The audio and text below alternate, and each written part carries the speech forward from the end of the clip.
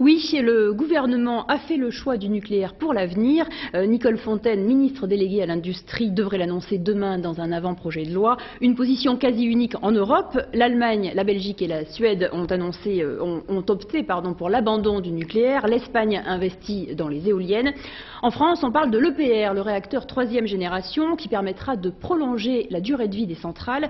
Qu'est-ce que cela implique pour l'Aquitaine? Quelle place pour les énergies alternatives dans la région? Pour nous éclairer sur ce dossier, 3 invités ce soir. Michel Masqui, vous êtes le directeur de la centrale nucléaire du Blayais, en Gironde. Bonsoir. Monique Guiteny, vous faites partie de Stop Golfech, la centrale qui se trouve à la limite du Lot-et-Garonne, et vous êtes membre du collectif Alternative Énergie.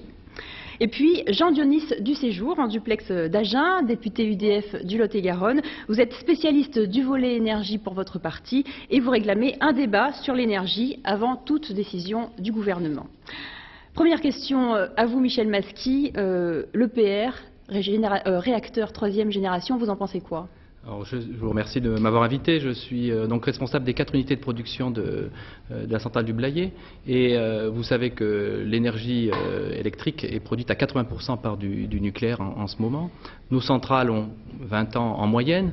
Et effectivement, dans les années 2020, il s'agira de renouveler, pour produire la même chose, notre parc de centrales nucléaires. Alors l'EPR est une solution, et la solution qui permet, disponible à l'heure actuelle, réacteur de 3e génération, de renouveler notre parc d'exploitation. Et bien sûr, il ne m'appartient pas en tant qu'exploitant nucléaire de définir la décision, ni le lieu, ni le choix. C'est un choix gouvernemental, vous l'avez dit.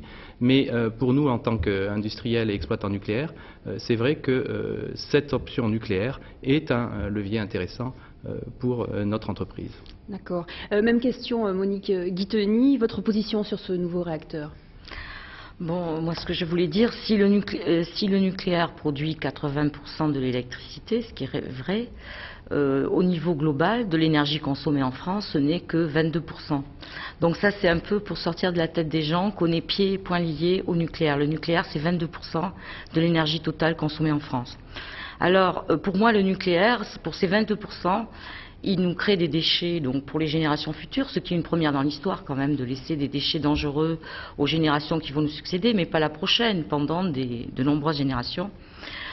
Pour moi aussi, je pense que il nous fait craindre un accident majeur, c'est-à-dire un accident très grave, même si effectivement les centrales françaises sont différentes de celles par exemple de Tchernobyl. Il y a aussi des dangers réels en France. Mais l'EPR n'est pas un réacteur un peu plus sûr, qui produit moins de déchets? Alors le nucléaire est un réacteur nouveau. Il produira des déchets, même s'ils sont différents, il produira des déchets. Effectivement, il y a des efforts pour qu'il soit plus sûr, mais ça laisse quand même des dangers énormes et même un accident majeur. Il faut savoir que les 2 dernières centrales construites en France, c'est-à-dire les centrales nouvelles, qui sont Civaux et Chooz à la frontière belge, ont des centrales qui ont eu des gros problèmes. Il ne faut pas croire passer On en reparlera. Michel Masqui, vous l'avez dit, la centrale du Blayais a un peu plus de 20 ans et sa durée de vie est limitée. L'EPR, pour vous, c'est plutôt rassurant, ça veut dire que vous n'allez pas fermer? Non, mais je pense qu'il faut très clairement dire que l'EPR, effectivement, c'est un réacteur qui est plus sûr, encore plus sûr que nos réacteurs. C'est bien quand même ce qui... Pourquoi ? Et par exemple, l'enceinte de confinement a été renforcée notablement. Deuxième point, tous les circuits de protection sont multipliés par 4. C'est-à-dire qu'en fait, on a 4 voies indépendantes qui permettent en permanence d'assurer la sécurité et d'éviter tout risque majeur sur ce réacteur. Mais aussi, ce réacteur, il a un avantage important, c'est qu'il est plus compétitif que nos réacteurs. Pourquoi ? Parce qu'il a une puissance plus importante. Il permet aussi des entretiens plus courts. Quand on change de combustible, on prendra moins de temps. Et également, il a un combustible qui permet d'avoir des durées de cycle plus longues. Donc c'est un réacteur qui est encore plus sûr et qui est plus compétitif que nos réacteurs. Et il est également conforme à ce qu'attendent les autorités allemandes et les autorités françaises. Pour situer un petit peu, pouvez-vous nous dire quelle est l'importance de la centrale nucléaire du Blayais en termes de fourniture d'électricité? C'est-à-dire, est-ce qu'elle fournit assez pour toute l'Aquitaine, par exemple? Je dirais qu'elle en fournit plus, puisque vous savez que 4 unités de production de 900 MW ça fait 25 ou 26 TWh par an, et ça correspond à 5,5 à 6% de la production nationale d'électricité. Donc on représente en gros un 20e de la production nationale d'électricité, et c'est 1,5 fois la consommation de la région Aquitaine. Également, la centrale du Blayais, c'est 1300 hommes et femmes qui travaillent au quotidien pour assurer la sécurité, pour assurer la formation des gens, pour assurer également l'entretien et l'exploitation des centrales. Et à ces 1300 personnes s'ajoutent en période d'arrêt de tranche plus de 1500 personnes prestataires, personnes d'entretien. Et donc c'est un poumon important pour l'économie locale et pour l'économie nationale aussi. Monique Guitoni, c'est possible de produire autant que la centrale avec des énergies renouvelables? Bon, ce qu'il faut savoir, c'est que avec le nucléaire, bon, on pousse les gens à la consommation. C'est-à-dire, depuis qu'on a développé le nucléaire, on a développé partout le chauffage électrique. Le chauffage électrique, c'est un énorme gaspillage. Moi, j'ai des enfants qui ont été en fac. On est pieds et poings liés au chauffage électrique. J'aurais bien aimé qu'ils aient d'autres choses. Et ça, c'est la politique industrielle, enfin nucléaire française, qui nous a poussé là-dedans. Mais justement, qu'est-ce qu'il faudrait faire? Qu'est-ce qu'il faudrait mettre en place pour remplacer? Pour nous, il y a deux facettes. Il y a ce qu'on appelle la maîtrise de l'énergie. C'est-à-dire que des rapports qui ne sont pas les nôtres, pas celui des antinucléaires, c'est de l'Agence internationale de l'énergie qui disent que dans tous les pays développés, bien sûr on ne va pas demander au Burkina Faso qui ne consomme pas d'économiser, mais dans tous les pays développés, on peut économiser de 40 à 50% de l'énergie totale. Ça veut dire que par exemple on peut isoler toutes les maisons, tous les bâtiments et tout ça, plutôt que de développer la clim comme nous le propose EDF.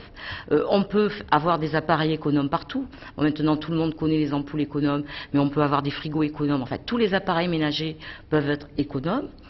On peut aussi recycler au maximum. Chaque fois que vous recyclez, vous dépensez moins d'énergie.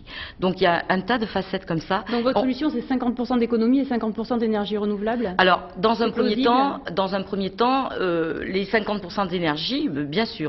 Ce que je voulais dire dans les économies d'énergie, par exemple, il y a des centrales que sait faire EDF d'ailleurs, qu'on appelle des centrales en cogénération, qui peuvent marcher au gaz, à toutes sortes de formes d'énergie, et qui sont beaucoup plus rentables. Une centrale nucléaire a un rendement de 35%. Une centrale en cogénération a un rendement de 55%. Et elle peut être beaucoup plus décentralisée. Parce que c'est vrai que le Blayais produit beaucoup pour l'Aquitaine, mais si le Blayais a un problème, l'Aquitaine aura aussi des problèmes. Et nous, on est contre ce gigantisme. Voilà. Jean-Dionis Duséjour, vous réclamez un débat sur l'énergie. Pourquoi vous êtes contre l'EPR? Oui, nous, on estime qu'il y avait un débat qui était enclenché, qui était un débat sur la politique énergétique. Et c'est vraiment un débat très important au niveau de la nation. C'est un débat au niveau de l'indépendance du pays. C'est un débat aussi au niveau des grands enjeux écologiques que sont l'évolution du climat. Donc il faut donner le temps et l'espace à ce débat. Et donc aujourd'hui, on a été surpris de la position de Nicole Fontaine avant tout débat parlementaire.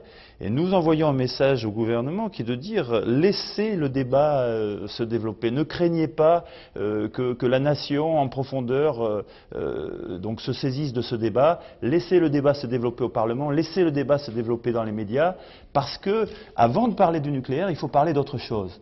C'est-à-dire le débat de ce soir était un petit peu caricatural. Il a commencé tout de suite sur le nucléaire. Alors que c'est vrai, il faut parler d'abord de la maîtrise de notre consommation d'énergie. Qu'est-ce qu'on veut faire? Aujourd'hui, avec 20 ans de recul, on s'aperçoit que seule l'industrie a bougé. Sur le reste, que ce soit au niveau du résidentiel ou des transports, les économies d'énergie sont complètement marginales.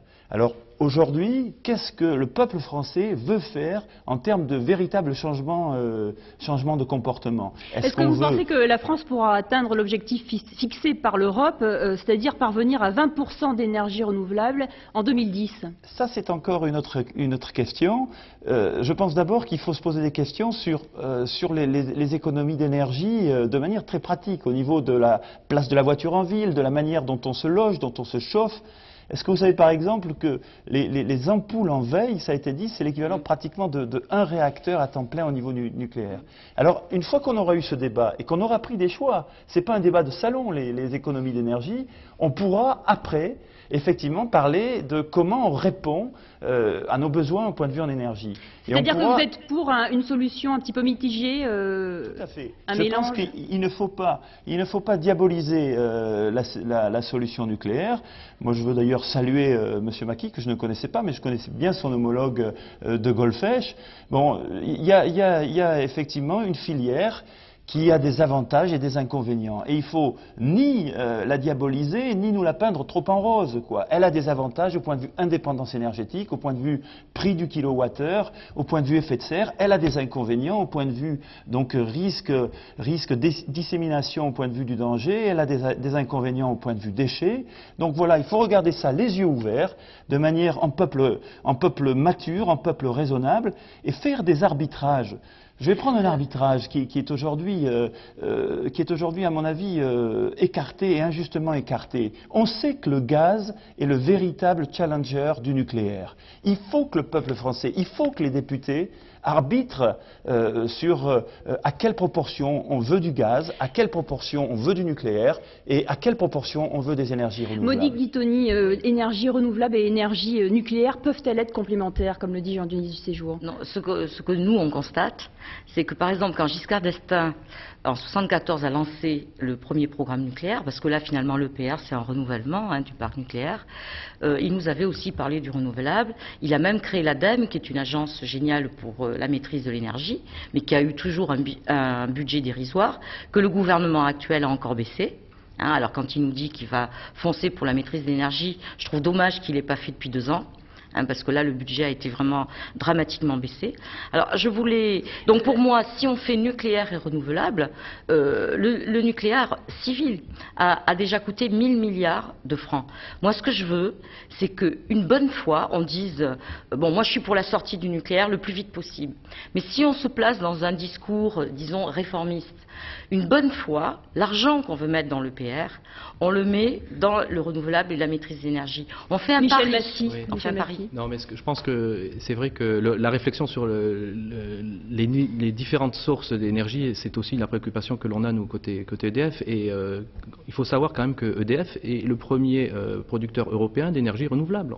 C'est nous qui produisons 15% de notre énergie, qui est principalement hydraulique, et de l'énergie renouvelable. Et effectivement, on a engagé un programme ambitieux pour pouvoir coller à l'objectif dont vous parliez, de création d'un parc éolien qui devrait représenter plus de 10 000 mégawatts, c'est-à-dire quasiment 2,5 fois la centrale du Blayais. Alors effectivement, ce programme nécessite des investissements qui sont engagés, et également dans la recherche aux énergies renouvelables, EDF dépense dans les 5 ans à venir un budget de 50 millions d'euros. Donc c'est des points concrets qui montrent l'intérêt que EDF porte à d'autres énergies autres que celles du nucléaire. Écoutez, ce sera le mot de la fin, le temps s'achève. Merci à vous trois de nous avoir apporté cet éclairage sur ce dossier. Demain, nous parlerons du malaise harki dans la question du jour. Mais tout de suite, le journal d'Aquitaine avec Marie-Pierre Dabrijon. Bonsoir. Jouez avec nous au grand